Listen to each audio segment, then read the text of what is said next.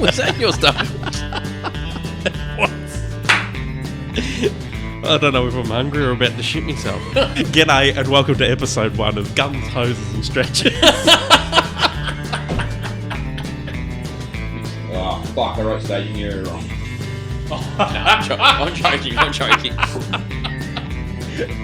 Are you going to ask questions straight up? So you're just going to say, welcome to episode 2. We're talking about this, and then bam, fire into I'll shut the fuck up.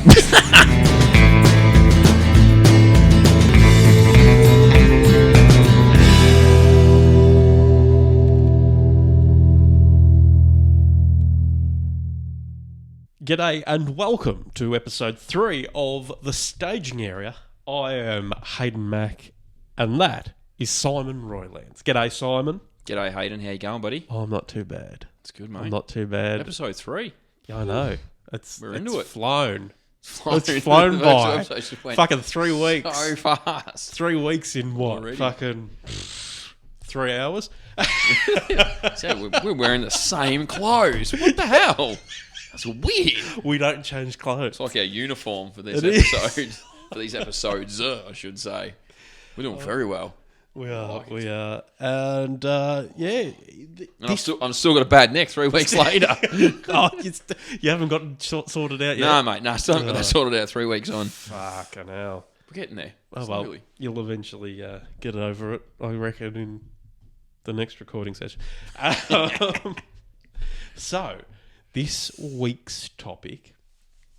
Oh, if you don't know, the Staging Area is a podcast that so far we've spoken about emergency introduced services. ourselves.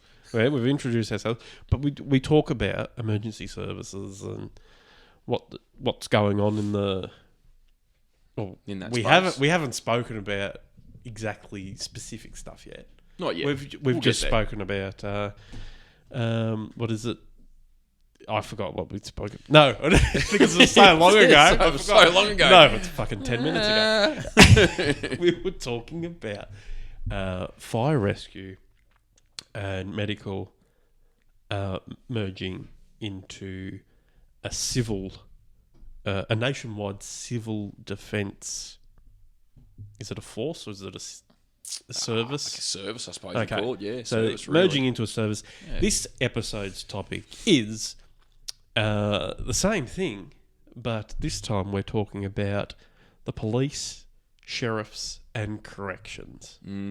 So, if you want to have an understanding of what we were trying to talk about, catch episode 2. Simon did a good job of going really, really into what he believes, or what your understanding of what a civil defence would be. Yeah, well, that's my take on it, I suppose. Yeah. Yes. And we're now going to talk about it being applied to the police, the sheriffs and the corrections, and how that can work, I guess, for us. Make the communities a lot better. Stronger, Is it yeah. a stronger community. Yeah. Well, it should be a stronger community. It should also help our communities when they call for help. They should know what they're going to get, and it should help them recover after major incidents as well. So, Hopefully. now then, because we've covered what a civil defence is in the previous episode, we'll get into this. What is wrong with the current way the services are run? Law enforcement, I Yeah. guess. We call it law enforcement. I guess when I say law enforcement, I cover off police, covering off the sheriffs. You know, we have some sheriff departments in Australia. We're also covering off, as far as I'm concerned, our correctional facilities, which are privately ran as well as state ran at the current time. And I guess, it would extend on, and you look at things like our border force, Australian border force, and our federal police as well. So that's when I say law enforcement, I'm talking about all of those components. And I guess there's also a whole lot of other agencies out there as well that kind of work in this law enforcement space that a lot of people don't know about. So you got things like the Crime Commission and stuff like that, who, different agencies and things who do different things, but eventually or effectively, they all look after law enforcement in some way, shape or form. So sort of talking about all of those. And if we go back to episode 2, we were talking about the civil defence process and what that would mean potentially for fire and rescue and our medical services. Then this is the exact same principle applied but to law enforcement. Now, if we have a look at, and again, we look at state of Victoria, if we go there first, where we're from, where we're recording from, where we've grown up and lived, we have here the Victoria Police, which is the state-owned or state-based and funded and ran organisation. It's been that way for donkey's years. I don't even know how far back it goes, but it's donkey's years. And it's the same with all the other states. Every other state has a police force in it, which is funded by, ran, and operates under state law and state requirements, state jurisdiction. That obviously includes, and in Northern Territory, we've got the Northern Territory Police, who are obviously a territory police force, no different to your states. In the ACT, we have the Australian Federal Police, because it is the ACT, and they look after general policing in the ACT, as well as protection of Parliament House and all that sort of, bits and pieces, dignitaries or whatever. So if you're down here in Victoria, we've got Victoria Police doing the state-based stuff, doing the everyday bits and pieces. There's an Australian Federal Police Office, which looks after dignitaries from the federal perspective, but they also look after the Melbourne Airport, because that's obviously a federal, it's Commonwealth land that the airport is ran on or ran off. And then the federal police also, they're looking at federal laws, so they're looking at people smugglers, sex rings, international sex rings, all those sorts of things, drug smuggling, all that sort of stuff at the international level. So they've got a headquarters here in Melbourne, and they've got people based here in Melbourne, who I guess their area of operation is predominantly the state of Victoria, but how that somehow interacts with the rest of the nation, and in particular internationally. Then we've got the Australian Border Force, who are obviously at Melbourne Airport looking at Border Force required things, and they're also at the ports and stuff like that, looking at, again, international arrivals and departures and all that sort of stuff. But all these people are just doing law enforcement activities. They're all there looking at law enforcement and enforcing laws that are created both at the state and the federal level. And then, obviously, if we look at Corrections Victoria here in obviously here in Victoria, we've got Corrections Victoria who look after some of our prison facilities, and they look after some of our detention facilities, which are different, and they look after some of our youth detention centres, which are, again, technically different, but at the end of the day, they're all some form of prison, regardless of how you look at it. You can splatter that thing as much as you like with really nice looking stuff and flowers, but at the end of the day, they're fucking prisons, is what they are, okay? And then we've also got private entities who run prisons in Victoria on behalf of the state government, okay? And then we've got, as I said before, you've got people like the Crime Commission who also operate right across the country, and they have an office in nearly every state that look at international matters as well as national matters, and sometimes assist with state matters. Again, all law enforcement. Then we've got sheriffs. So here in Victoria, we've got sheriffs who predominantly, I guess, they serve warrants, and they go and basically deal with people who have breached their conditions of parole, or whatever it may be, along with Corrections Victoria and the police, as well as, I guess, recovering money on behalf of the government from people who haven't done the right thing. So if you've broken the rule, if you had a bond in place, whatever it may be, and you break that rule for whatever reason, or those laws, then the sheriff can come and take your possessions for you to pay that fine. And they can also take you to jail. If there's a warrant for you for whatever you've done, or you can't pay them what your dues were, then they can arrest you and take you to jail, put you before a magistrate, and the magistrate will determine if you need to be locked up or not. So, and that happens in other states as well. And also here in Victoria, we've got obviously our protective service officers who work for Victoria Police, who used to mainly look after courts and 24-hour police buildings. Now we predominantly see them working in train stations and on trams and all that sort of stuff. Kind of expanded over the years, and rightly or wrongly, they're out there doing that job. I won't get involved in that argument right now. But they're out there doing that sort of role. And then we've also got police custody officers now, so PCOs, police custody officers, who work in 24-hour police stations where there's cells, where there's a jail, which is a number of jails scattered right across Australia, right across Victoria in particular. We now have PCOs who go in there, and they look after the people who are in custody, because previously it was the police officers themselves that did that role. So they would be in there looking after the offenders as well as trying to do their normal job. We're very busy here in the state of Victoria these days, criminally, and have been for many, many, many years. So they finally brought in PCOs who just look after the jailing component within a police station. So we've got all these different tiers and all these different areas that people can work in and all these different organisations and agencies. Now, that happens right across the country. So you go up into any other state, they've got auxiliary police officers who support the full-time police officers, or they might call them PSOs, and then every state has state officers as well as federal officers, and then you've got the Crime Commission, and you've got your sheriffs, then you've got your correctional facilities, both privately owned as well as state-based or state-ran and owned. There's a whole stuff that goes on in that space. And again, just like we spoke about in episode 2, we're wasting a lot of money on resourcing people into these areas. We're wasting a lot of money out of our budgets, putting things in place at a state level that really should be run at a national level and just be blanket right across the country. Okay, so the idea of having this, civil defence component for policing is that we have one police force for the entire country. Okay, and that one police force, within that police force, there is different areas of command that you can go to. So if you have a national police force, then you have your regional, you got your Victorian command, and you got New South Wales command, and South Australian, whatever it may be, WA command. Okay, the rank structure's the same, the uniform's the same, the equipment's the same.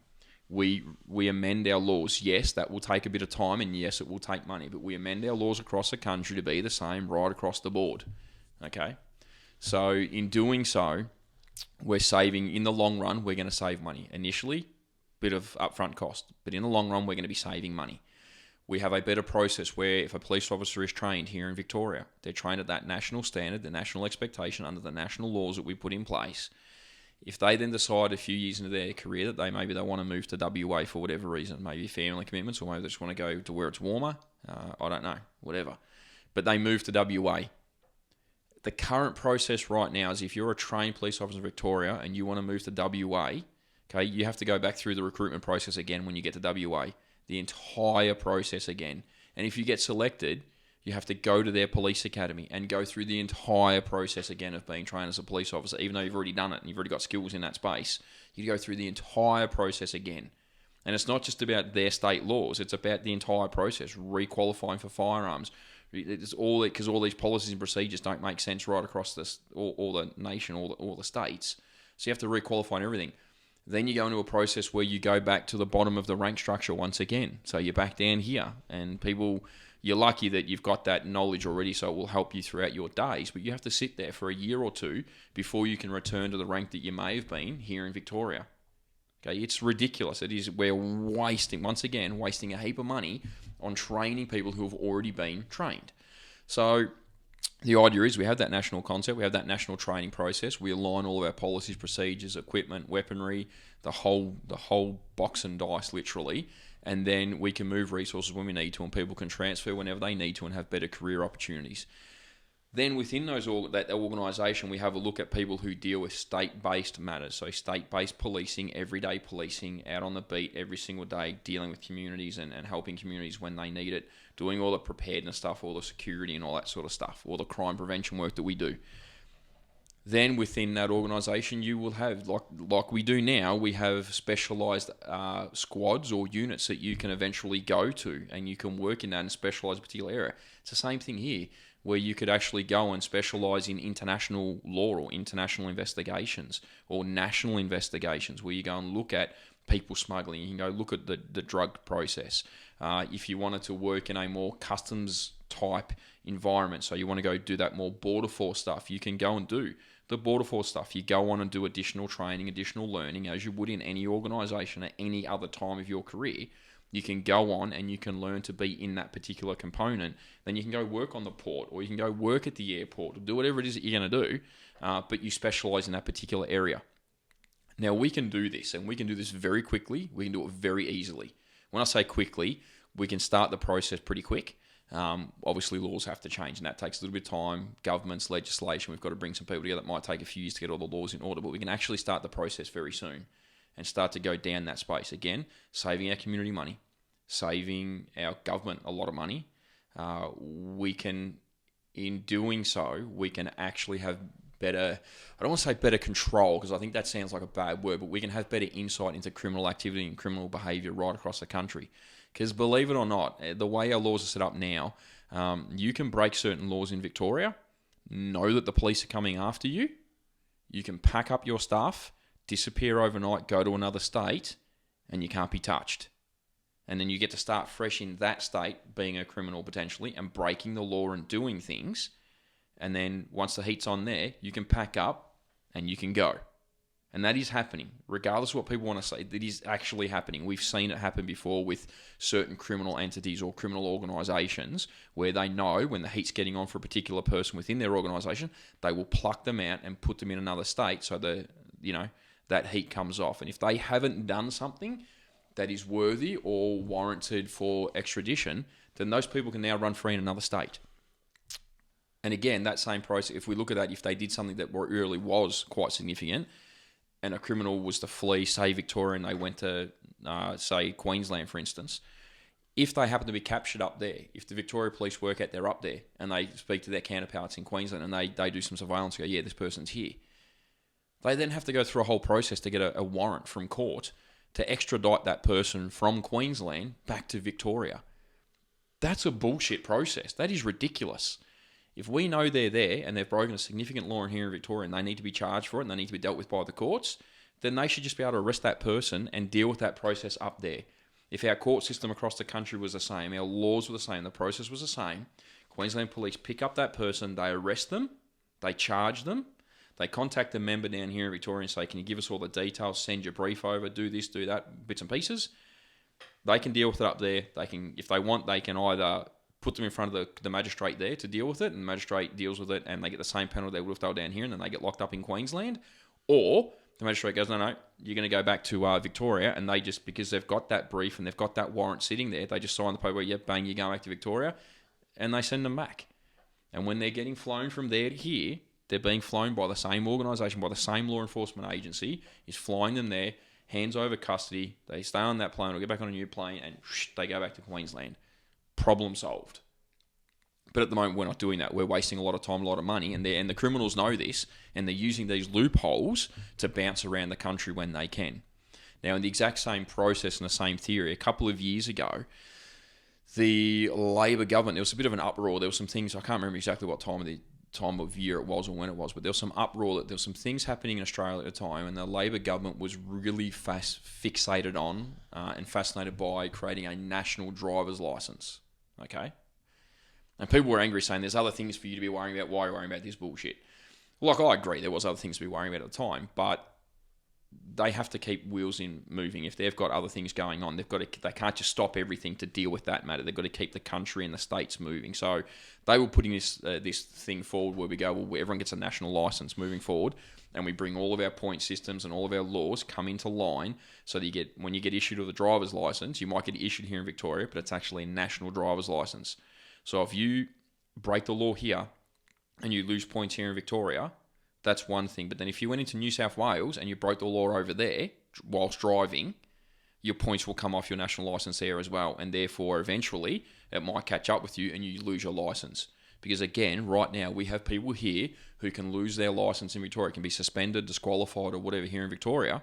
You can go to another state and get another driver's licence. Yeah, right. All right? And a lot of people don't understand that.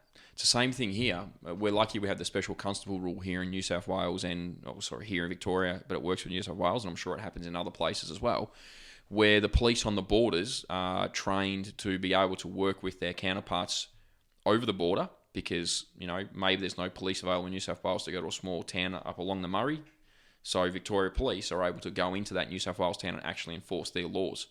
So if we can do that on the border now, and we're already able to do it, and we've been doing it for years under this special constable process, then why can't we do it through the entire country? And just have one agency right across the board that deals with all of our law enforcement components. They deal with all the correctional components. Okay, people say, you don't want your police on the street being uniformed the same as the police potentially in the prisons, and it's a different environment. You're right, it is a different environment.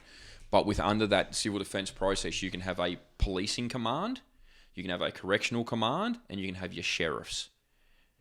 They wear slightly different uniforms, but same command structure, same process going on. All of our prison facilities, all of our detention facilities, all ran by the one organisation, one set of rules, one command structure. We put all the money into it, and we have a set standard right across the country. Same thing with the sheriffs. Work out what the sheriffs are actually going to do, because right now I think our sheriffs are a waste of friggin' time. right across the country. No offense to them if you're out there and you're a sheriff. I think I'm not saying you don't do a good job. You do a great job. They do a great job in what they do. But we can use them so much more better.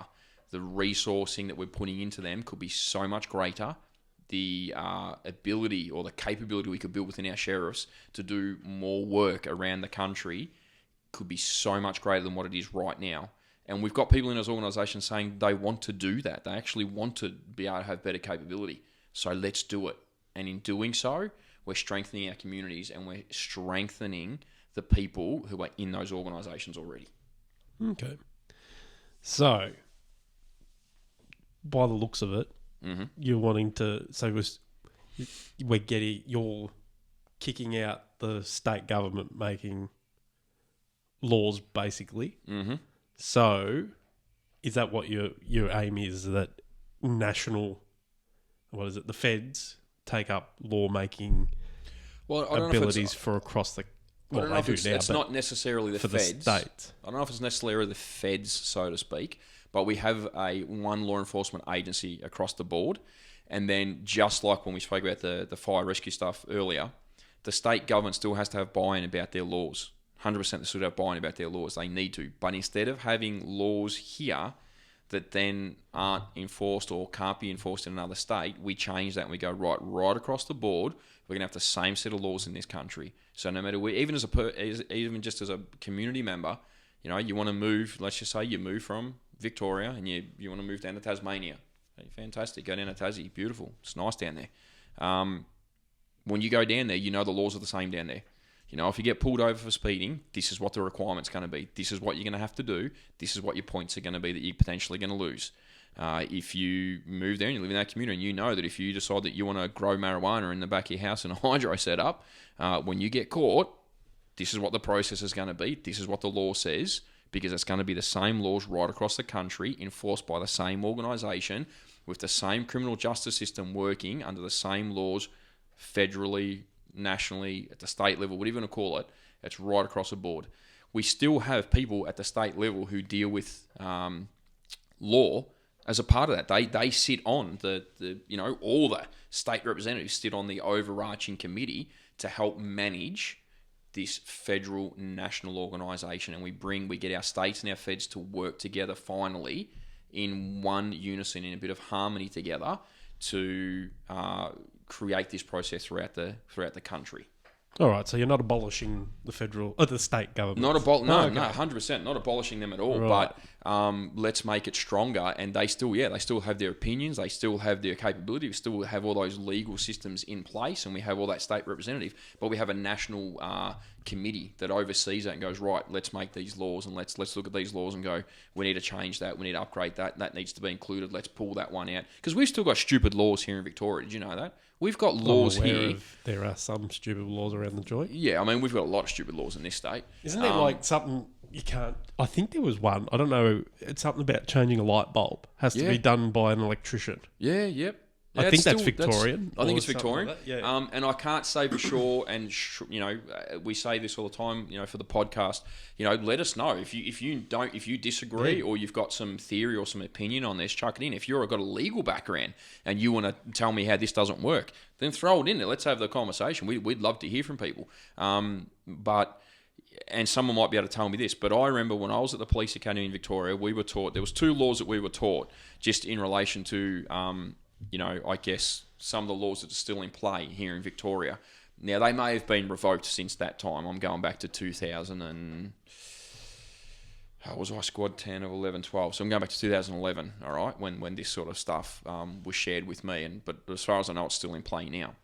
In the state of Victoria right now, and if I go back to a really famous person, Kerry Packer, all right, many years ago, was sat in front of a Senate inquiry, and he spoke about the laws, and because he was, they were trying to get him for tax evasion. He was talking about, him not paying taxes the way that, the government wants him to, but they created loopholes, so he used the loopholes. Yes, yeah. He's a very smart man. He's a very, very intelligent man, and he was very good in that sense. And, if you can ever find this, maybe if we will find it, we might actually put it up as an attachment, maybe in a link or something on this one here. But he's talking about how stupid the government in Australia was. And we're going way back, mind you. We're going back in, I think it was like the 90s when he was doing this in court. He spoke to them and said, you keep bringing out new laws and putting new laws on the table. But when you do that, you don't repeal old laws. So we have thousands and thousands of laws in this country nationwide right now that don't get enforced anymore because they don't repeal laws when they put new ones on the table. So this example is here in Victoria. As I said, back in 2011, we still had 2 laws in Victoria. One said it was against the law if you walked more than 7 dogs at any one time. You could be charged by the Victoria Police for that. Now, I don't know if that's ever happened. It probably has, maybe. Yeah. I don't know if it's still, but I don't know if that law's still there now. But we used to have that fucking law. How stupid is that? I get. You know what year it was written? No, I've got no Right, idea. okay. I'm not sure. They did tell us, but my memory's not that great these days. I had a lot of law that time in my life. But I get the concept of it. 7 dogs were pretty hard to handle, and if one broke free, it could be chaos. But we actually had a law that said you can't walk more than 7 dogs unless you're a professional dog walker. Why would you want to walk 7 dogs? No, I've got no idea. Why would you want 7 dogs? That's Man, I right. love dogs, but that's crazy. We also had a law, and this one I love, and I'd love to know if someone watches this and they know. Please, if you find it, show me the law. Tell me if it's still in play right now. There used to be a law in Victoria that said if you owned a hotel, so if you owned a pub in Victoria up till 2011, it was against the law, it was a chargeable offence if you didn't have a tie rail at the front of that pub and a trough for people to tie their horses to and to water their horses. Wow. It was still in the law back in 2011. I think a lot of pubs are breaching that act. There's a lot of Or pubs that breaching law. that act. I think every pub's probably breaching that act at this point in Victoria. See, So- state revenue. Exactly, you There we go. know. So here's the point of we got laws out there that are absolutely fucking stupid, and we shouldn't have them anymore, and they should be repealed as soon as possible. And then once we repeal them, we should be going through every state, going right. Let's make our laws. Let's put them in unison. Let's put them together. You know, we're not living in completely different countries. It's one freaking country, and most states have the same laws, but they're written slightly differently. And therefore the penalty's slightly differently. You know, here in Victoria, you get charged with, there's multiple different levels of assault you can be charged with. They all make a fair bit of sense when you read them. You go to New South Wales, they've got multiple different laws of assault as well. But they're written differently. They mean the same thing, but they're written very differently. And depending on what state you're in, depends on how hard the penalties go for you if you breach that law or you break that law. So it's about going to that nationalised approach and going, let's go right across the country. Here's our laws. This is where we go. People move around. You understand what the law is. You understand what the police is. They've got the same capability everywhere. And away we go. Because still to this day as well, okay, believe it or not, and I have been working on it for a number of years now, and I'm talking it's been getting worked on for a long time, and there's a lot of reasons why it's been held up and it shouldn't be. You can be known here in Victoria by the police, okay? You can be well known. You might be a part of a criminal organisation or you might be a part of whatever, but you're known very well here by police, okay? You can pack up and go to New South Wales and they pull you over and they check who you are. They have no idea who you are.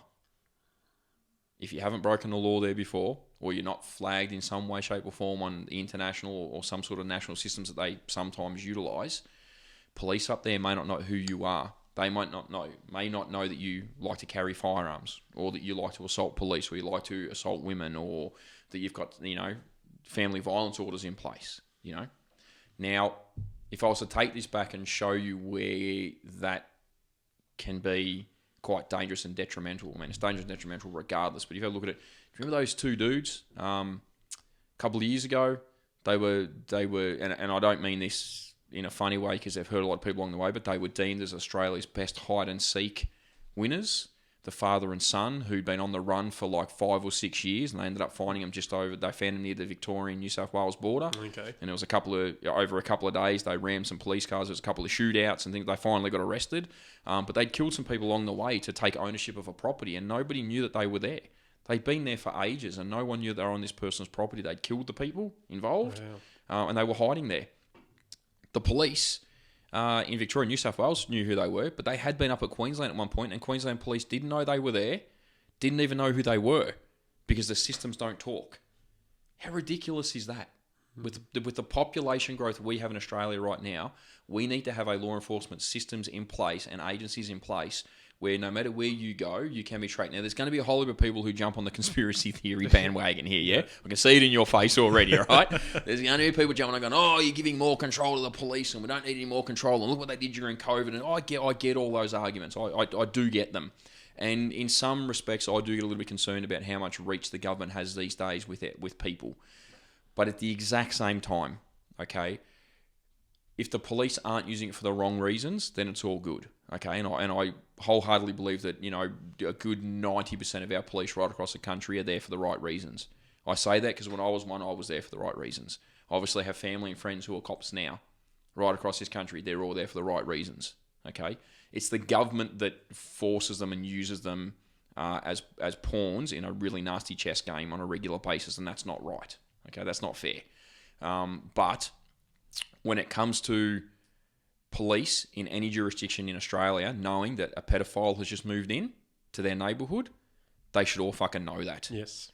Okay? If an individual gets released from prison who's known for raping people or for murder, the police should fucking know that they're coming and that they're in that community.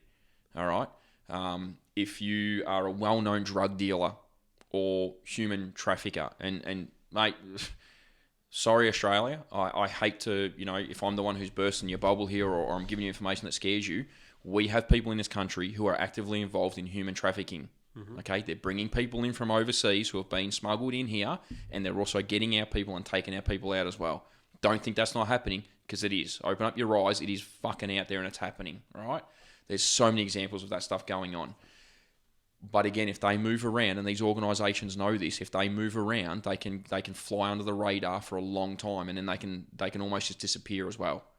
So we have to stop that. It's those people that we need these things in place for, to stop those people, not the people who, you know, again, I spoke about the national licence before. I think that's important because you can drive down here and kill someone whilst driving, then go to another state and get another licence, and you probably shouldn't be allowed to. Okay, so I'm not saying that... you know, we're going after everybody for those individual, you're on the phone thing and you get your points down here. But at the end of the day, you are breaking the law and you are creating an unsafe environment for people. So we need to look at it in that context, not that crazy shit that's been going on over the last few years where, you know, police forces right around this country have been used as pawns in a fucking game that they shouldn't have been a part of. I'm not going to go into that because I could blow up and you and I will have it's probably a whole nother episode in itself. Yes. But that's the concept, I suppose. But yes, it's quite interesting how... Yeah, there's so many people that are breaking the law that can go under the radar. 100%. And the what is it? The more the sexual assault stuff and pedophiles, they can easily fly under the radar here in Australia. And this is why very easy. I noticed it in the last election. They were going how Darren Hinch's van got vandalised and all that. But he's a big advocate for a sex registrar. Yeah. And he's right. What is it? Sex register, yeah. Yeah. Pedophile register, whatever they want to call it. And that's why I sort of was like, oh, he's making sense. And I think if it wasn't for him, this is what he said on his podcast, that in regards to pedophiles being able to go overseas, 100%. They were still allowed to have a passport. Up until he was a senator, he changed the rules. And so if you, at the time, I think it was if you were declared bankrupt as a CEO or whatever, a company owner. Yeah. If you were declared bankrupt, you couldn't fly overseas. But a pedophile could go to Bali or Thailand and have a sex weekend or weekend or whatever over there. Yeah, Philippines and Thailand, like the number 2 on the fucking rate on the hit list for pedophiles, and they could go over there and do it. Yeah, it wasn't until he came in as senator and got it all the motion moved to cancel sex. Or pedophiles or sexual assault people, cancelling their passports. Yep. Which prior to that, if you had like a serious assault charge or a serious drug charge, you couldn't fly out of this country. Yeah. You can get a passport. But if you're a pedophile, going to fucking Thailand or the Philippines, you're only going there for one reason as a pedophile as far as I'm concerned. Yeah. All right? You could still do it up until Darren changed that law, and good on him for doing it. Like, I got a lot of everyone's got different opinions of Darren. Yes. I don't agree with everything that Darren says, but that's normal. But when it comes to his talk about the pedophiles and the sex rings and changing our laws, and I'm fully 100% behind him. And you know, I obviously you are well aware that I ran in the 2015 Senate campaign, and Darren and I ran at the exact same time, different parties, but the exact same time, and we were on the Paul Murray show together. And I said to him when we were at the bar at the hotel in Preston there. Darren wasn't drinking alcohol. It was red cordial was what he was having. I had a scotch, I think, but we were having a quick chat, and I said to him, look, you know, we were in opposing parties, so to speak, and he wasn't a huge fan of the party that I was a part of. And our leader wasn't a huge fan of him either. But I did say to him that regardless that we were both Victorians, and anything that he put to the table, if it was right, I wouldn't care about what my party said. I would back him 100%. Yes. And I told him on that night that I would back any pedophilia, any law changes, criminal law changes that need to be put in place. I would back him 100% if he raised them, and I still stand that by, you know, by this day. Anything that he puts forward generally is pretty good when it comes to that law stuff, that criminal aspect, because he's been pretty heavily involved in it, including going to prison himself for speaking out against pedophiles. Pedophiles, yep. For some reason, we could lock Darren up for speaking out against pedophiles, but pedophiles were allowed to go and have their sex weekends and sex weeks in the Philippines and Thailand with young children, which is just fucking disgusting. And I can't remember exactly who he was talking about in this podcast, but it was a I think it would have been a senior sergeant, but I don't know whether it was Ballarat or Bendigo, and he was explaining how many pedophiles he knew of in the area, but not a lot of other people could know. Yeah, 100%. It's ridiculous. It's crazy. Look, the pedophile register for me, you know, And I think it was in like the 20s. yeah, the wasn't number that of people. wasn't there'd be, you know, I around mean, 20-something people in that area, in this Coppers area. and And you it's just think, fuck, and you got one, like, a police force to try and monitor these blokes, or and females if there are. And they don't talk. Yeah. Like, let's be clear, but they don't talk. The agencies don't talk. We all like to pretend that we do. Yeah. Like, and I'm saying that about emergency services as well. We all say that we do, and we do talk, but we also keep a lot to ourselves as well. And a perfect example is, and you and I, again, we're big fans of watching this stuff. We like the gangland sort of shows and documentaries and movies that come out and all those sorts of things, and we watch those crime documentaries and stuff. If you have a look at all those and you go back to all of those documentaries, what's the one thing they have in common? One state police force not wanting to talk to another state police force, or one state police force trying to get one up on the other state police force and therefore divulge their information, knowing that would screw up their case so that they could be the ones who solve the case. Like that shit. And I think John that's Sylvester still- says this. It's mainly New South Wales. It's a big crap, boys. Yep. You know, And Underbelly even showed that. 100% it did, you know. Victoria was trying to chase these people down, and New South Wales threw them under the bus during the process. I can't remember what. I think it's the Tale of Two Cities. Yeah. which is- I think it's the Grafton guys. The guys were going to Grafton.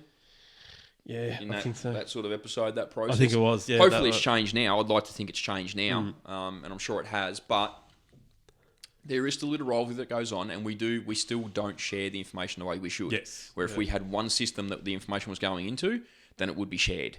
And we could, you know, if we had one law enforcement, doesn't matter where you go over that border and you've got a warrant here in Victoria, they catch you, you're done. Yeah. You know, as simple as that. Take you before the magistrate up there. They can lay down the law and put you in custody up there. It doesn't matter because it's one process. Because believe it or not, one of the big issues that I don't want, you know, if you say you left Victoria and you went to WA because you had, you know, you got charges pending here or whatever, you go over there. Half the reason why that state wants to get you back on a plane and extradite you back over here is because if you get locked up over there, their state has to pay for you being locked up there. That's bullshit. Yeah. Like, if that's what's stopping us, that is fucking ridiculous. Yeah. Like, that's just, in today's day and age, that is just absolutely ludicrous. It is stupid. So let's change that system as soon as possible and start to move down that motion. And it's going to be better for everybody. Sounds good. But what about Here we go. the poor sovereign citizens? What's going to happen to them? Will they be included in this? All right. All right, here we go. We're gonna open up a door. Let's open up a door. Or is this for another podcast? Let's crack the door a little bit and Yeah. maybe do another podcast. Maybe do another episode. Because, you on know, that. the sovereign citizens have more rights than any other person in this country. Of course they fucking do. All right, let's get it out there. Let's do this. All right, just very quickly. I'm going to say this first and foremost. I don't give a rat's ass what anyone says.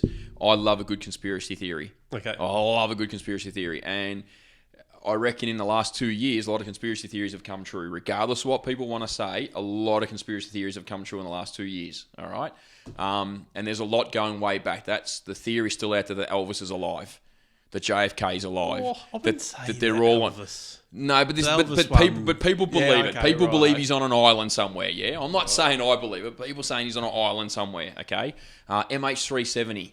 Okay, yeah. What the fuck? Like, come on. There's something going on there that, you know, is getting hidden, and that's a conspiracy theory. And, you know, the World Trade Centers, you know, 9/11. There's all the conspiracy theories wrapped around that, you know. And unfortunately, a lot of people have died in all of these processes. People have died. COVID. All these people died through COVID. From lots of different reasons. There's a whole lot of conspiracy theories around that, and some of those conspiracy theories are now starting to be proven to be true. So I'm not saying I'm a conspiracy theorist. I don't believe all of them. There's some really weird shit out there that I just don't take to. But there's some stuff that I do believe, and I think that if there was real investigation, we'd probably find out the truth. All right. That all feeds into these sovereign citizen people. Now, sovereign citizens have been around for a long time. COVID, the government is responsible for this. If they want to take credit for it or not, they are responsible.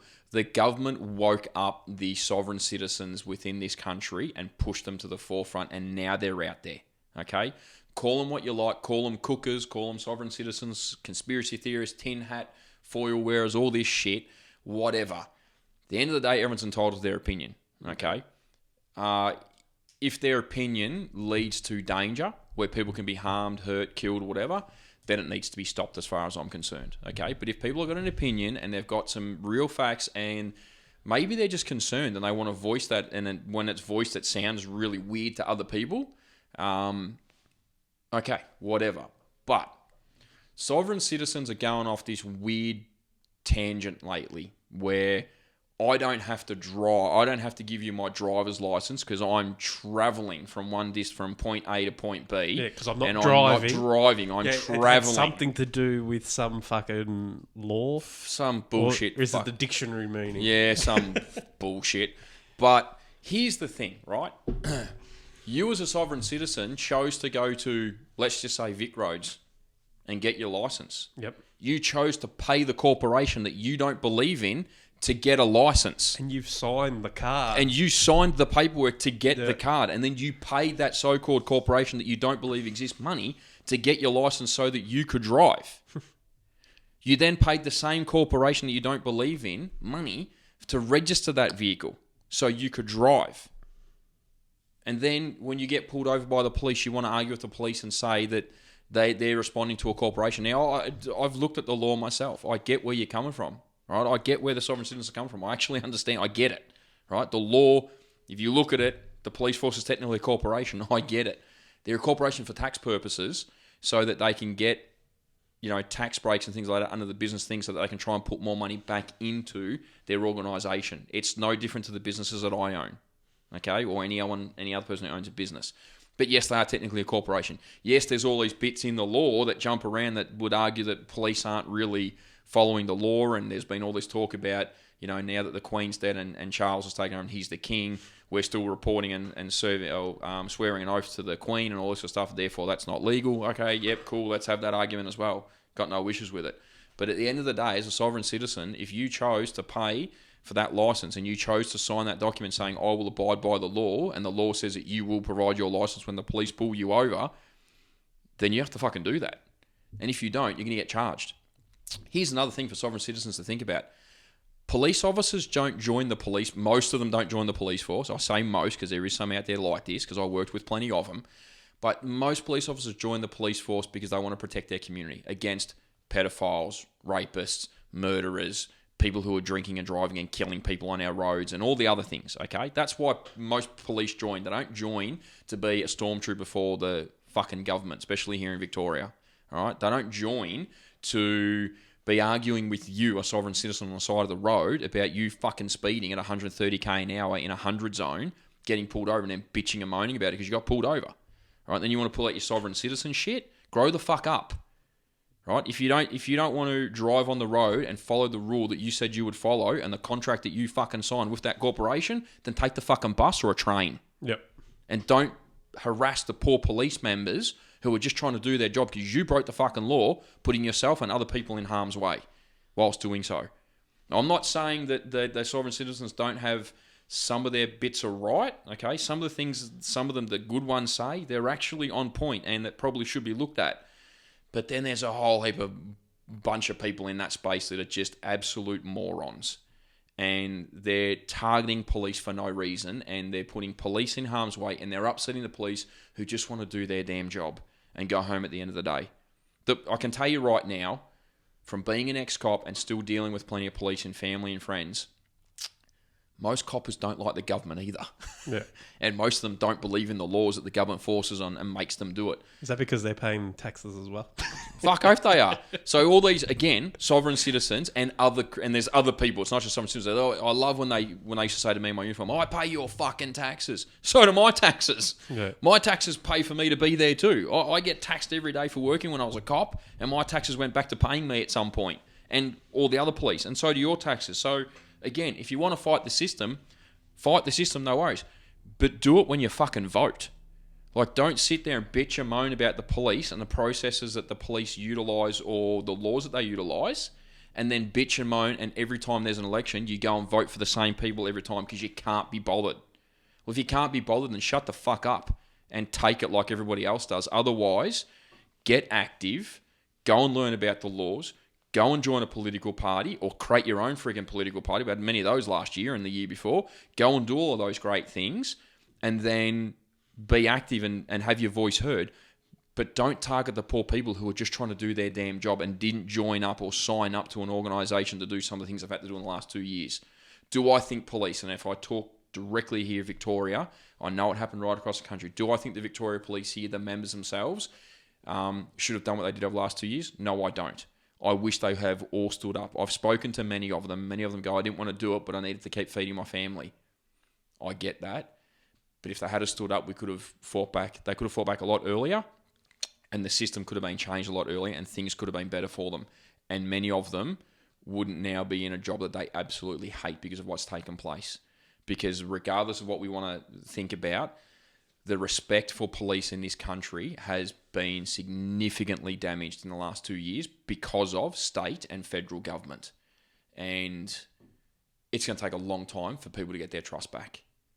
But we've got to talk about that in a later episode. we will talk about that in a later episode, so we won't go into it now. But sovereign citizens, you people need to grow up. I support some of the things that you talk about, but you need to pick your battles and you need to start proving some of the stuff that you're coming up with. And and I hope that people like us, we'll give you media time. I know a lot of the other media out there will shoot you down in seconds because you can sometimes come up with some very valid points which are actually correct, and they get taken down. We're not going to take you down. The people who support our social media channels might, but we won't. You put a question up or you put your opinion up, we're quite happy to look at it. We'll even respond to it maybe. Yeah, send us links. Send us links. If you've got links, if you're a sovereign citizen or anyone else out there that isn't a sovereign citizen, but you got links to prove some of the stuff that you think need to be highlight it, and we'll do a deep dive, and then we might even do an episode on it. If we think that there's some merit there for an episode, we'll episode it for sure. Because I can't remember what I did. Years ago, there was something that I was following, and it had something to do with the Constitution not being followed here in Australia, and it had something to do with it being changed, but now I can't remember. But I got blasted on Facebook back then. Well, and then it's like, I won't have this opinion anymore. Well, you see, this is part of the problem, mate. Like, but that's the thing, you get thrown down a rabbit hole, and you may look at the wrong stuff. You do. You can look at the wrong stuff very quickly. And that's where you get caught. Old stuff that's been repealed or whatever else. So you've got to have people have got to provide you with all of the appropriate links and evidence. But the thing that annoys me about media these days is how quickly Facebook will ban you or block you because you're saying something that goes against what the government says, and we all know that they're connected. I still haven't been banned yet, so I got banned a few times when I was in my campaign back in 2015. I got put in Facebook jail a couple of times because I said things that a certain premier in the state that we currently live in, who might still be the certain premier, didn't like because it showed that he was breaking the law or that they were doing things they shouldn't have been doing. And I got in jail a couple of times during that process. But that's okay. We came back a couple of days later and all that did was give us more followers because once you were banned, people follow you after that. So ban us. Ban us as soon as possible. All right, cool. If you want to ban us on Instagram, it's _staging_area, and the staging area on Facebook. Facebook, yeah. At this stage, so We should probably link those two, actually. Yeah, they'll probably be do that. linked. Yeah, they'll all be do together anyway. But we'll get notified anyway. You've been listening to the staging area. I've been Hayden Mack. That's been Simon Roylance. Hooroo. Look after yourselves.